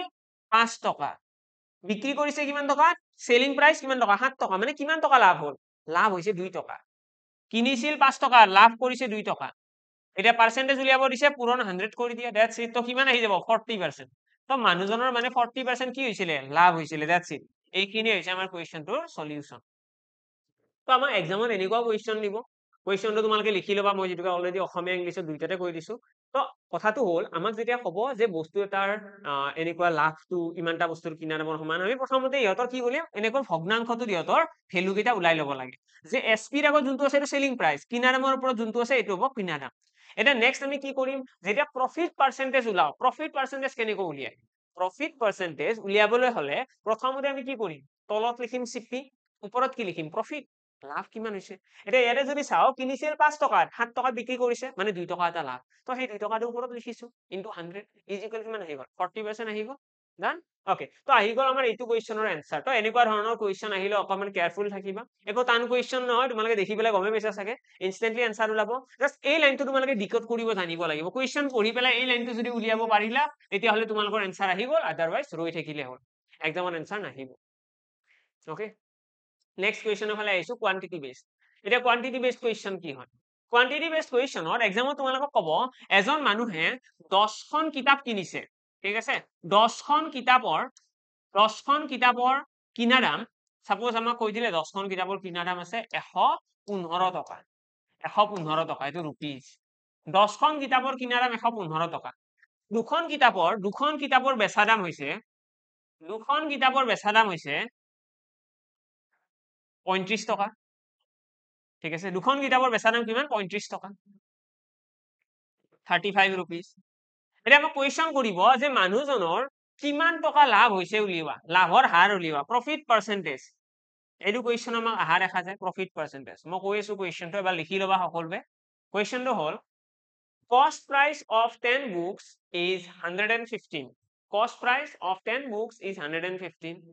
and the selling price of 2 books is 35 selling price of 2 books is 35 then find the profit or loss percentage profit আৰু লছৰ হাৰ উলিওৱা সমীয়াটো হৈছে 10খন কিতাপৰ কিনা দাম 115 টকা দুখন কিতাপৰ বিক্ৰী মূল্য 35 টকা 35 rupees 35 টকা তেতিয়াহ'লে দোকানীজনৰ হোৱা লাভ বা লোকচানৰ হাৰ উলিয়াব ঠিক আছে আমাক লাভ বা লোকচানৰ হাৰ সুধিছে প্ৰফিট অৰ লছ পাৰ্চেন্টেজ তো কুৱেশ্যনটো তোমালোকে সদায় মনত ৰাখিবা যেতিয়া কোৱান্টিটি বেছ কুৱেশ্যন আহিব কোৱান্টিটি বেছ কুৱেশ্যন মানে কি এইটো কথা হয়তো মই ইয়াৰে আগৰো বহুত কেইটা ক্লাছত কৈ থৈ দিছো আজিও এবাৰ জনাই দিছো কোৱান্টিটি বেছ কুৱেশ্যন মানে হৈছে যেতিয়া আমাক এটা বস্তু আমাক কোৱান্টিটি ক'ব যে ইমানটা বস্তু এৰে কোৱা যদি ইয়াৰে 10খন কিতাপ বুলি কৈছে দুখন কিতাপ বুলি কৈছে হয়নে 10খন কিতাপ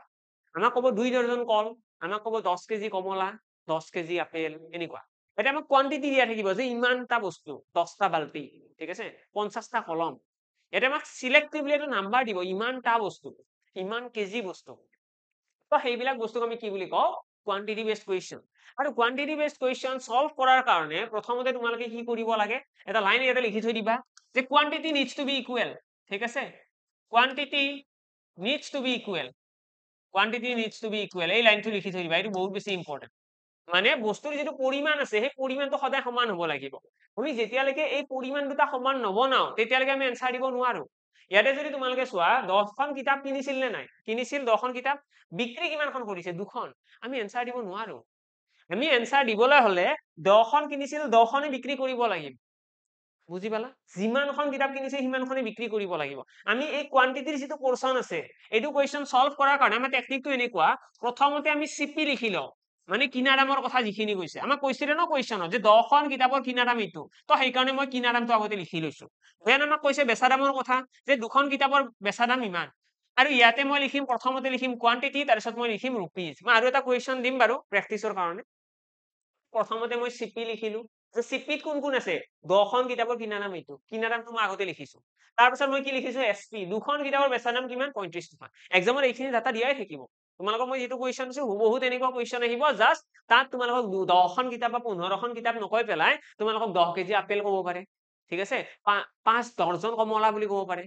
ঠিক আছে 2 দৰ্জন কল বুলি ক'ব পাৰে 3 দৰ্জন আমাক ক'ব পাৰে কলম তো এনেকুৱা আমাক কোৱান্টিটি বুলিয়ে ক'ব কিন্তু বেলেগ বেলেগ আমাক মানে এক্সামত কুৱেশ্যনত বেলেগ বেলেগ আইডিয়া লগাব বেলেগ বেলেগ টাইপৰ বস্তু দিব কিন্তু আলটিমেটলি মৰেলটো এইটোৱে তো আমি কি কৰিম প্ৰথমতে ইহঁতৰ কোৱান্টিটি সমান বনাব লাগে মানে ইয়াতে 10খন আছে ন ইয়াতে মই 10খন বনাব ট্ৰাই কৰিম তো ইয়াতে মই যদি 5টা পূৰণ কৰি দিওঁ কি হ'ব 5 2 গুণ 10 ঠিক আছে মই মানে কোৱান্টিটি সমান বনাম আৰু ইয়াতে কোৱান্টিটি যেতিয়া সমান হ'ব ইয়াতে 5 পূৰণ কৰিছো ন ইয়াতেও কৰিব লাগিব পূৰণ কৰিলে মনত ৰাখিবা যে ইয়াতে যদি পূৰণ কৰো ইয়াতেও কৰিব লাগিব ইয়াতে পূৰণ কৰিলে ইয়াতেও কৰিব লাগিব কিন্তু এনেকুৱা কোনো কথা নাই যে ইয়াতে কৰিলে ইয়াতেও কৰিব লাগে তেনেকুৱা নাই মই এতিয়া এইটো লাইনত পূৰণ কৰিছো ওপৰৰ লাইনত নকৰিলেও কথা নাই ঠিক আছে আৰু যদি প্ৰয়োজন হ'লহেঁতেন মই ওপৰতো পূৰণ কৰিলোহেঁতেন এতিয়া ইয়াতে যিটোকে প্ৰয়োজন নাই 5 পূৰণ কৰিলে 5 2 গুণ 10 হৈছে মিলি গৈছে ন কোৱান্টিটি মিলি গৈছে মানে 10খন কিতাপ কিনিছিল আৰু 10খন কিতাপ বিক্ৰীও কৰিছে মিলি গৈছে তো আমি আৰু পূৰণ কৰাৰ প্ৰয়োজন নাই ইয়াতে কিমান হ'ব 35 2 গুণ 70 70 2 গুণ 140 50 60 70 175 চাগে most probably ন 5 5 গুণ 25 15 16 17 ঠিকে আছে 175 তো আমি গম পাই গলো ইয়াতে কিমান আহিব আমাৰ আনসাৰ 175 হ'ল এইখিনি তাৰ পাছত আমি কি চাম এতিয়া আমাৰ কুৱেশ্যনত কি কৈছিলে প্ৰফিট বা লছৰ পাৰ্চেন্টেজ এতিয়া আমি উলিয়াবলৈ সাজু কিয় চোৱা আমি দেখিছো ইয়াতে বস্তুটো কিনিছিল কিমান টকা চোৱা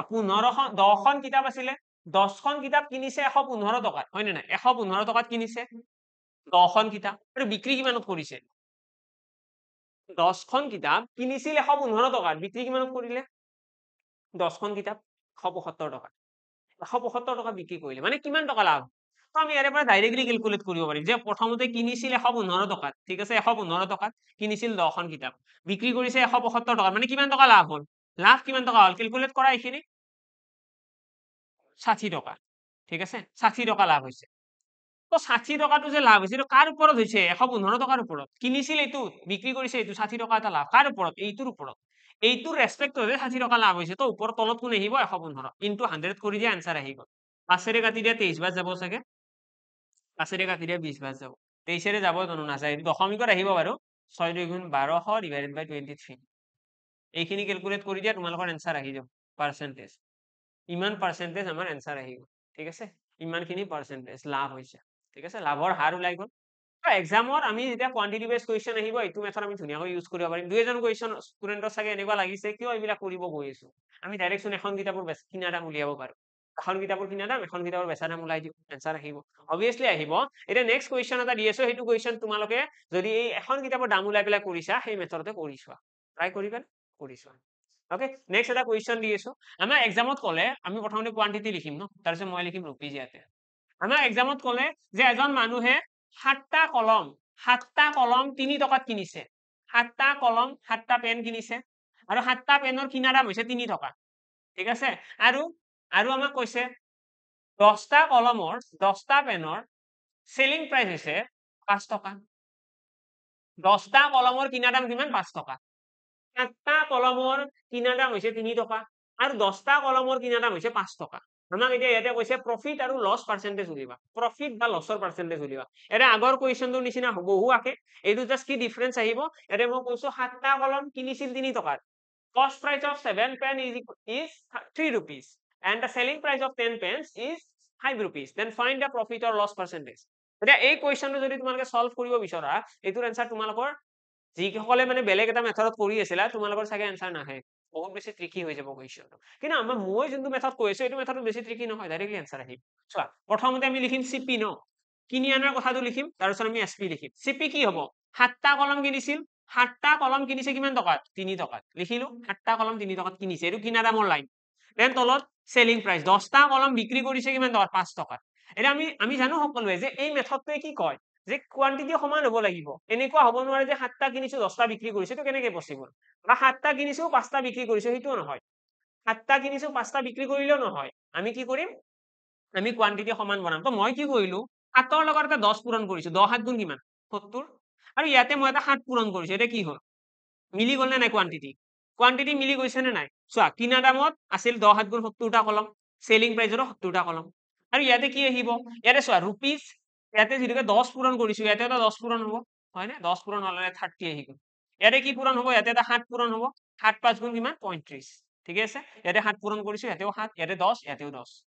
তো আমি এতিয়া ক'ব পাৰিম যে 70টা কলম কিনিছিল ঠিক আছে 70টা কলম কিনিছিল আৰু 70টা বিক্ৰীও কৰিছে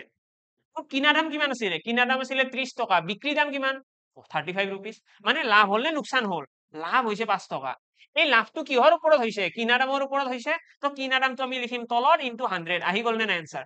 আনসাৰ আহি গল এতিয়া চাগে তোমালোকৰ সকলোৰে ভাল লাগিছে যে এতিয়াহে আনসাৰটো আমাৰ ইজিলি আহিছে তো 10 5 গুণ ওপৰত আহি গল 50 আৰু তলত আহি কিমান 3 3 ৰে কাটিলে কিমান হৈ যাব 3 1 গুণ 3 3 6 গুণ 18 16 2/3% আমাৰ কাৰেক্ট আনসাৰ আহি গল এতিয়া তোমালোকে যদি এইটো এনেকৈ নকৰি পেলাই যদি তোমালোকে এটা কলমৰ দাম উলিয়াব যোৱা যদি এটা কলমৰ বেচা দাম উলিয়াব যোৱা অবভিয়াসলি অকনমান ক্যালকুলেশনটো ৰং দীঘলীয়া হ'ব দশমিকৰ আহিব ক্যালকুলেশন টান হ'ব কিন্তু এইটো মেথডত তোমালোকৰ সিমানখিনি দীঘলীয়া নহয় তো সেই কাৰণে এইটো মেথড শিকি থৈ দিয়া কামত আহিব ঠিক আছে এনেই আৰু কোৱা নাই এইটো মেথড এনেই আৰু ইন্ট্ৰোডিউস কৰাৰ মোৰো কোনো যুক্তি নাথাকে কিবা এটা বেনিফিট আছে কাৰণ এইটো এবাৰ দেখাই দিলো এইটো হৈছে কোৱান্টিটি বেসড কুৱেশ্যন নেক্সট আমাৰ কি আছিল আৰু কোৱান্টিটি বেসড কুৱেশ্যনৰ পাছত কি আছিল আমাৰ আমি যদি এইখনৰ ফালে আহো আৰু কোৱান্টিটি বেসড কুৱেশ্যনৰ পাছত এইটো আমাৰ হৈ গল এতিয়া আমাৰ আছে সিপি same concept SP same concept এই সিপি সেম আৰু এসপি সেম কনসেপ্টটো খুব ইজি হয় একেলগে আমি শিকিম তাৰ পাছত আমি ডিসকাউন্টৰ কথা আলোচনা কৰিম ঠিক আছে সিপি সেম আৰু এসপি সেমৰ কনসেপ্টটো খুব ইজি হয় কিনো হয় এইটো কনসেপ্টটো আমাৰ এক্সামত মই যদি ইয়াতে লিখি দিওঁ মই দুটা বস্তু লিখি দিছো এখন পেজতে হৈ যাব আমাৰ এইখন স্লাইডতে আমি দুটা বস্তু শিকি যাম সিপি সেম আৰু ইয়াতে মই লিখি দিছো SP same selling price same concept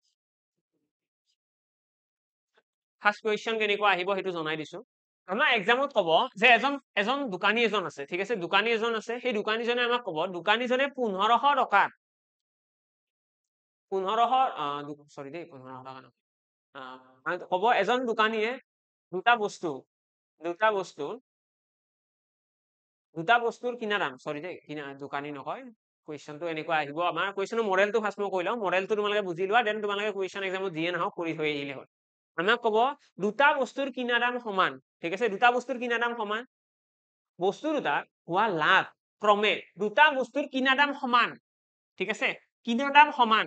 then আমাক কব বস্তু দুটাৰ এটা বস্তু 10% লাভ হয় আৰু আন এটা বস্তু 8% প্ৰফিট হয় 8% লাভ হয় এটাত 10% লাভ হ'ব এটাত 8% লাভ হ'ব দোকানীজনৰ হোৱা মুঠ টোটেল লাভ বা লোকসানৰ পৰিমাণ উলিবা টোটেল প্ৰফিট কিমান হল বা টোটেল কিমান লস হল টোটেল প্ৰফিট আমাক টোটেল প্ৰফিট সুধিব এক্সামত আমাক ইয়াতে কব যে এজন দোকানীয়ে দুটা বস্তু কিনি আনিছে একে দাম দুটা বস্তু একে দামত কিনি আনিছে ঠিক আছে কস্ট price of any two item is same and sells them at a profit of 10% and a profit of 8%, then find the net profit or loss percentage. ঠিক আছে, আমাক profit আৰু loss profit percentage টো কোৱা থাকিব, কিন্তু তাৰ লগতে আমাক cost price টো same বুলিও ক'ব। এতিয়া সদায়ে কুৱেশ্যনত এইটো নকয় যে বস্তু দুটাৰ কিনা দাম সমান, তেনেকে মেনশ্যন নকৰে, কথাখিনি অলপ ঘূৰাই পকাই কয়। আমাক কিছুমান কুৱেশ্যনত এনেকুৱাও কথা কয় যে cost price of two fans, the cost price of two fans is 1500 rupees each. লাইনটো ভালকৈ শুনিবা দেই, আৰু এবাৰ কৈছো মই, the cost price of two fans is 1500 rupees each. দুখন ফেনৰ কিনা দাম 1500 টকা, দুখন ফেনৰ 1500 টকা দৰত ক্ৰয় কৰে। দুখন ফেন 1500 টকা দৰত ক্ৰয় কৰে। দৰ মানে হৈছে প্ৰতিখন ফেনৰ দামেই 1500, বুজি পালা? প্ৰতিখন ফেনৰ দামেই 1500 টকা। তো এনেকুৱা আমাক কুৱেশ্যনটো ট্ৰিকি বনাই দিয়ে। ইংলিছত বাৰু অলপমান ইজি হয়, ইটছ বুলি কয়, ইটছ মানে প্ৰতিখন ফেনৰ দামেই 1500। যেতিয়া আমাক কষ্ট প্ৰাইচটো সেম বুলি নকৈ পেলাই এনেকুৱাও কথা ক'ব, তোমালোকে জানিব লাগিব যে ইয়াতে কষ্ট প্ৰাইচটো সেম, ঠিক আছে, কষ্ট প্ৰাইচ সেম। আৰু আমাক কৈছে যে এখন ফেনত বা এখন চাইকেলত, এখন টেবুলত 10% লাভ হয় বিক্ৰী কৰিলে, আনখনত 8% লাভ হয়। আমাক এটা কুৱেশ্যন কৰিব যে টোটেলত কিমান শতাংশ লাভ হ'ল, কিমান শতাংশ লোকচান হ'ল উলিওৱা, ঠিক আছে, কিমান শতাংশ লাভ বা কিমান শতাংশ লোকচান। তোমালোকে কি কৰিব লাগে, ইয়াতে সিম্পলি টোটেল প্ৰফিট বা লছ উলিওৱাৰ কাৰণে তোমালোকে এনেকুৱা এটা চিন টানিলা, তোমালোকে চাবা কিমানটা বস্তু বিক্ৰী কৰিছে। যদি কষ্ট প্ৰাইচ সেম বুলি কয়, কিমানটা বস্তু বিক্ৰী কৰিছে ফাৰ্ষ্ট সেইটো চাই ল'বা। ইয়াতে মই দেখিছো দুটা বস্তু বিক্ৰী কৰিছে, তো তলত আহিব 2, যিমানটা বস্তু বিক্ৰী কৰে তলত সেইটো আহিব। দেন তোমালোকে চাব লাগে 10%টো কি প্ৰফিট নে লছ, প্ৰফিট, তো তেতিয়াহ'লে 10। 8%টো কি প্ৰফিট, তেতিয়াহ'লে +8। যদি 8%টো লছ হ'লহেঁতেন, যদি মই ইয়াৰে পাছত কৈ দিওঁ যে 12% লোকচান হৈছে, 12% লছ, তেতিয়াহ'লে মই এইটো কি লিখিম, -12। বুজি পালা? আমি যেতিয়া কষ্ট প্ৰাইচ সেমৰ কনসেপ্ট আমাক যেতিয়া টোটেল প্ৰফিট সুধিব, আমি কি কৰিম, কিমানটা বস্তু আছে ফাৰ্ষ্ট এইটো চাম, যদি 3টা বস্তু আছে 3ৰে হৰণ কৰিম, যদি 2টা বস্তু আছে 2ৰে হৰণ। নেক্সট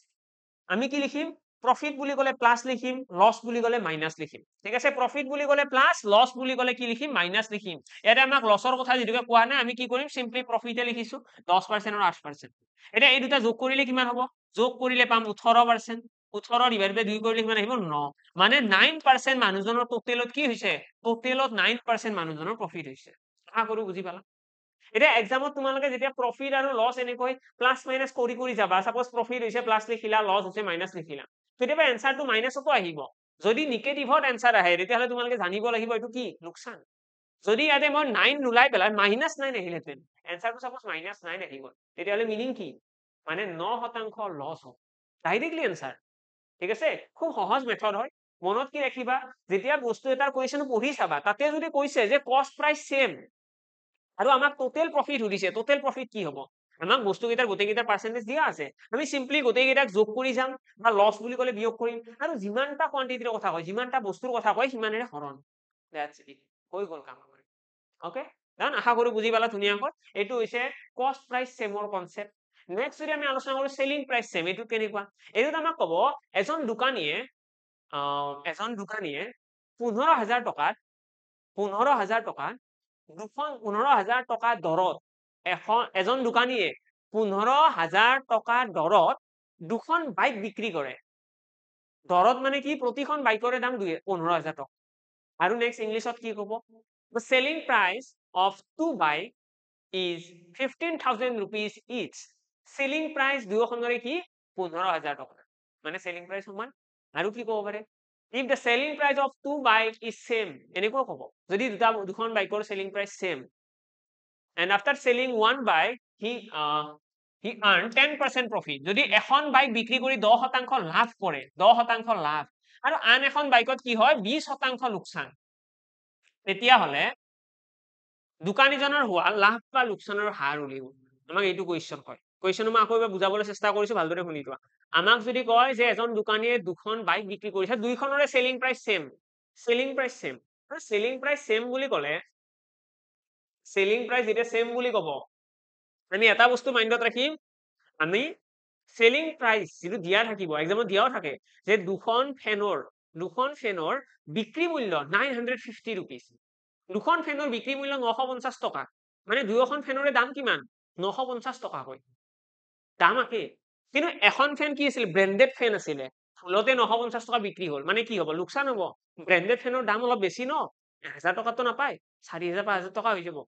ইয়াতেও তেনেকুৱা হৈছে যে এখন ফেন বিক্ৰী কৰাৰ নামত 10% লাভ হল কিন্তু আন এখন ফেনত 20% লোকচান হৈছে দামটো একেই দিলে ন দাম আচলতে বেলেগ বেলেগ আছিলে ফেন দুখনৰ কিন্তু কি কৰিলে বিক্ৰী কৰাৰ টাইমত দুয়োখনৰ একেটা দামতে বিক্ৰী কৰি দিলে তো লোকচান হৈ গল হল নে নাই লোকচান হৈ গল তো আমাক সুধিব যে টোটেলত দোকানীজনৰ কি হল লাভ হল নে লোকচান হল তো এই বস্তুটো উলিওৱাৰ কাৰণে প্ৰথমতে তোমালোকে কি কৰিবা ইয়াতে 10% তোমালোকে ভগ্নাংশত লিখি লবা ভগ্নাংশত কি বুলি কয় এইটো 1/10 10% ভগ্নাংশত 1/10 20% কি বুলি কয় 1/5 ইয়াতে আমি গম পাম যে বস্তুটোৰ কিনা দাম আৰু সেলিং প্ৰাইচৰ আমাৰ ৰেশিওটো আহি যাব আমি কম ইয়াতে যদি বস্তুটো কিনিছিল 10 টকা 1 টকাটো কি লাভ বুলি কৈছে ন লাভ মানে কি হ'ব 11 মানে কি আছে যদি বস্তুটো কিনিছিল কিমান টকাত কিনিছিল যদি 5 টকা এতিয়া কি হৈছে 20% লোকচান মানে 4 টকাত বিক্ৰী কৰিছে ঠিক আছে এইখিনিলৈকে আশা কৰো সকলোৱে বুজি আছা এইখিনিলৈকে সকলোৱে ধুনীয়াকৈ বুজি পাই আছা যে আমাক কৈছে দুখন বাইকৰ কথা বা দুখন ফেনৰ কথা এই ফেন দুখনৰ কি হৈছে এখনত 10% লাভ মানে 10 টকা যদি কিনা দাম 11 টকা বেচা দাম আৰু ইয়াতে কি কৈছে 20% লোকচান মানে 5 টকা যদি কিনা দাম 4 টকা বেচা দাম লোকচান কুৱেশ্যনত কি কৈছিলে মন কৰাচোন কুৱেশ্যনত কৈছিলে যে দুইটা বস্তুৰে বেচা দাম সমান কৈছিলে ন আমাক কৈছিলে the selling price of each fan is 950 rupees মানে দুয়োখন ফেনৰে বেচা দাম হৈছে সমান আমাৰ কুৱেশ্যনত কিবা বেলেগ বেলেগ কথা কোৱা থাকিব কুৱেশ্যনৰ মুঠতে এটা কথা কব মডেলটো এনেকুৱা যে বেচা দাম সমান আমি সেই বস্তুটো বিচাৰি উলিয়াব লাগে বেচা দাম সমান বেচা দাম যেতিয়া সমান বুলি কব তোমালোকে যদি প্ৰেক্টিচ কুৱেশ্যন কৰিব বিচৰা কেপচুল সলভিং বুলি অলৰেডি এটা ইউটিউবত ভিডিঅ আছে কেপচুল সলভিং তাত তোমালোকে গৈ পেলাই প্ৰফিট এণ্ড লছৰ যিটো চেপ্টাৰ আছে সেই চেপ্টাৰটো এবাৰ চাই ল'বা তাত গোটেইখিনি ইম্পৰ্টেণ্ট কুৱেশ্যন কৰোৱা আছে এবাৰ চাই ল'লে প্ৰেক্টিচ হৈ যাব ইয়াতে যদি আমি থিয়ৰিটিকেল ৱাইজ বা কনচেপচুৱেল আমি গোটেইখিনি ৰিভাইজ কৰি আছো ভালদৰে পঢ়ি আছো তো ইয়াতে তোমালোকে কুৱেশ্যন অলপমান অসুবিধা হ'ব পাৰে আৰু তোমালোকে বুক ফলো কৰিব পাৰা যিকোনো বুকৰ পৰা তোমালোকে কুৱেশ্যন পাই যাবা তোমালোকে এটা পিডিএফ আছে পিডিএফটো ল'ব পাৰা পিডিএফৰ প্ৰাইচ বেছি নাই চাগে মছলা আপুনি চাই ল'বাচোন এবাৰ ইকুইপাৰ এপৰ আছে তোমাৰ কেপচুল বুলি আছে মেথছ কেপচুল বুলি আছে কেপচুলটো ল'ব পাৰা ইম্পৰ্টেণ্ট হয় তো ইয়াতে যদি চাওঁ আমি বেচা দামটো গম পালো ইয়াতে 11 আৰু সেলিং প্ৰাইচ আছে 4 ঠিক আছে আমাক কৈছিলে কি যে দুয়োখন ফেনৰ বেচা দাম কি সেম বুলি কৈছিলে ন কিন্তু ইয়াতে 11 ইয়াতে 4 কেনেকৈ আহিল যদি বেচা দাম সেমে হয় দুয়োটা সেম হ'ব লাগিছিল নে নাই সেলিং প্ৰাইচ সেম হ'ব লাগিছিল নে নাই লাগিছিল কিয় বেলেগ বেলেগ আহিছে সেইটোৱে ভুল কিয় বেলেগ বেলেগ আহিছে মানে এইটো ভুল তো আমি কি কৰিম আমি সেলিং প্ৰাইচটো সমান বনাব লাগে দ্যাটস ইট আমি সেলিং প্ৰাইচটো সমান কেনেকৈ বনাম তো মই ইয়াতে এটা 4 পূৰণ কৰিছো আৰু ইয়াতে এটা 11 কাম খতম তো এটা 11 পূৰণ কৰিলে কি হ'ব 11 4 গুণ 44 ইয়াতে কি হ'ব 44 মানে দুইটাতে আমাৰ সেলিং প্ৰাইচ এতিয়া সমান হৈ গ'ল কিন্তু আমি লগতে আৰু এটা কথা মনত ৰাখিব লাগে ইয়াতে যদি 11 পূৰণ কৰিছো ইয়াতেও এটা 11 পূৰণ লাগিব নে নাই লাগিব ন এইটো অনুপাতৰ মেথড ইয়াতে যদি 4 এটা পূৰণ কৰিছো ইয়াতেও এটা 4 পূৰণ মানে ইয়াতে 40 আহিল তো আমি এতিয়া ইয়াতে দেখিলো যে বস্তুটো কিনা দাম আছিলে 40 টকা এটা বস্তুৰ কিনা দাম কিমান 55 টকা বুজি পালা দুখন ফেন আছিল ন এই ফেন দুখনৰ আমি এনেকুৱাও ক'ব পাৰো যে এখন ফেনৰ কিনা দাম আছিলে 40 টকা 40 টকা কিনা দাম আছিলে 44 টকাত বিক্ৰী কৰিছে তো লাভ হৈছে এখন ফেনৰ কি আছিলে কিনা দাম আছিলে 55 বিক্ৰী কৰিছে 44 মানে লোকচান হৈছে হল টোটেলত কিনা দাম কিমান হল এইখন ফেনৰ কিনা দাম এইটো এইখন ফেনৰ কিনা দাম এইটো টোটেল কিনা দাম কিমান টোটেল কিনা দাম 55 প্লাস 40 কিমান হ'ব 95 তো টোটেল কিনা দাম এইটো তো দুয়োখন ফেনৰ কিনা দাম কিমান হ'ব 95 দুয়োখন ফেনৰ বেচা দাম কিমান হ'ব দুয়োখন ফেনৰ বেচা দাম কিমান হ'ব চোৱাচোন এখনৰ বেচা দাম 44 আনখনৰ 44 মানে 88 হৈ গৈছে সিহঁতৰ বেচা দাম হৈছে 88 কিনা দাম আছিলে 95 মানে দোকানীজনৰ কি হৈছে লোকচান হৈছে কিমান লোকচান হৈছে দোকানীজনৰ লোকচান হৈছে 8 টকা কিহৰ ওপৰত 95ৰ ওপৰত কিনিছিল 95ত বিক্ৰী কৰিছে 88ত দুয়োখন ফেন লগ লাগি পেলাই হয়নে এইটো দুখন ফেন আছে ফেন 1 প্লাস ফেন 2 দুইটা যোগ হৈ আছে ইয়াতে ঠিক আছে দুইটা যোগ হৈ আছে ইয়াতে 88 তো ইনটু কি কৰিম 100 কৰি দিম আমাৰ এনসাৰটো ওলাই আহিব পাঁচেৰে কাটি দিয়া 19 বাৰ পাঁচেৰে এইটো কাটি দিয়া 20 বাৰ এইখিনি তোমালোকে সলভ কৰিলে দেখিবা 160 divided by 19 তো ইমান পাৰ্সেন্টেজ মানুহজনৰ কি হৈছে লোকচান হৈছে ঠিক আছে ইমান পাৰ্সেন্ট লোকচান তো এক্সামত আমাৰ এইটো কোৱেশ্চন আহিব পাৰে যত আমাক সেলিং প্ৰাইস সেম বুলি কব সেলিং প্ৰাইস সেম বুলি কলে আমি কেয়াৰফুল থাকিব লাগিব আমি সেলিং প্ৰাইসটো সমান বনাব লাগে আৰু যদি তোমালোকে সেলিং প্ৰাইস সমান নবনাই পেলাই তোমালোকে যদি বেলেগ মেথডত যোৱা সৰে এটা কথা ক্লিয়াৰলি মনত ৰাখা এইটো মেথড হৈছে সবতকে শৰ্টেষ্ট মেথড সবতকে ইজিয়েষ্ট মেথড বাকি যিকোনো মেথডত যোৱা মোৰ লগত তুমি চ্যালেঞ্জ কৰা তুমি দুদিন তিনিদিন প্ৰেক্টিসে কৰা লাগিলে তোমালোকক যদি কোনোবাই শিকাইছে সেই মানুহজনেও প্ৰেক্টিচ কৰিব পাৰে মানুহজনৰ লগতো মই চেলেঞ্জ কৰাত আছো মানে কথাটো কি ক'ব বিচাৰিছো এইটো মেথডত যোনে কৰিব তাতকৈ কম টাইমত বেলেগ মেথডত এনসাৰ নোলায় এইটো ফিক্স এইটো মেথডত সবতকৈ ইজি এনসাৰটো আহে সকলোতকৈ কম ক্যালকুলেশন কৰিব লগা যদি হয় এইটো মেথডত দুই এটা স্পেসিফিক কুৱেশ্যনৰ ক্ষেত্ৰত সেইটো মেথড ইজি হ'ব পাৰে স্পেসিফিক কুৱেশ্যন এইটো মেথডত তোমাৰ যিমান যি কুৱেশ্যন আছে সেলিং প্ৰাইস সেমৰ যিমান কনসেপ্ট আছে সব কনসেপ্টৰ কুৱেশ্যন এইটো মেথডত সকলোতকৈ বেছি কম টাইমত এনসাৰ আহে ঠিক আছে এইটো কনসেপচুৱেল মেথড হয় বহুত ধুনীয়া মেথড হয় তোমালোকে ফলো কৰিব পাৰা হা ভালদৰে চাই ল'বা এবাৰ আকৌ ৰিভাইন্ড কৰিবা নিশ্চয় বুজি পাবা চিন্তা কৰিব লগা নাই আৰু বাকি যিখিনি আছে ডিসকাউন্ট পাৰ্চেন্টেজৰ কথা এইখিনি আমি নেক্সট ক্লাছত আলোচনা কৰিম আজিৰ ক্লাছটো খুব দীঘলীয়া হ'ল বহুত বেছি দীঘলীয়া হ'ল আমাৰ এতিয়া বাকি আছে basic understanding of discount and successive discount ঠিক আছে ভিডিওটো যদি ভাল লাগিল সকলোকে এটাই ৰিকুৱেষ্ট আছে ভিডিওটো শ্বেয়াৰ কৰিবা আৰু লগতে কিবা যদি বুজি পোৱা নাই কিবা যদি ডাউট আছে কমেন্ট বক্সত জনাব পাৰা নিশ্চয় নেক্সট ক্লাছত ক্লিয়াৰ কৰাই দিম ডাউটছখিনি এন্ড আৰু ভাল লাগি লাইক কৰিবা লগতে ভিডিওটো ঠিক আছে আৰু লগতে এটা কথা জনাই দিওঁ যদি কোনোবাই টেটৰ কাৰণে মক টেষ্ট দিব বিচৰা তেতিয়াহ'লে আমাৰ কুহিপাত ৱেবছাইটত বা কুহিপাত এপত তোমালোকে ডেছক্ৰিপশ্যনতো লিংক পাই যাবা তাত 5টা মক টেষ্ট অলৰেডি আমাৰ ডিজাইন কৰা গৈছে নতুন তোমালোকৰ যিখন স্ট্ৰাকচাৰ দিছে মাৰ্ক ডিস্ট্ৰিবিউশন নতুন যিখন সিস্টেমত এক্সাম হ'ব বুলি কৈছে সেইটো পেটাৰ্ণতে আছে তো তোমালোকে একদম ফলো কৰিব পাৰা এবাৰ এক্সামটো এটেন্ডো কৰিব পাৰা নিজৰ কাৰণে অলপমান কনফিডেন্স বিল্ড হ'ব ভালোখিনি ইম্পৰ্টেন্ট কুৱেশ্যন তাত ডিজাইন কৰা আছে তো তোমালোকৰ কাৰণে এইটো তোমালোকৰ চইচ যদি দিব বিচৰা বাকি নেক্সট লগ পাম সকলোকে অহাকালি এটি নতুন ক্লাছত ভালদৰে পঢ়া শুনা কৰি থাকা thank you and bye by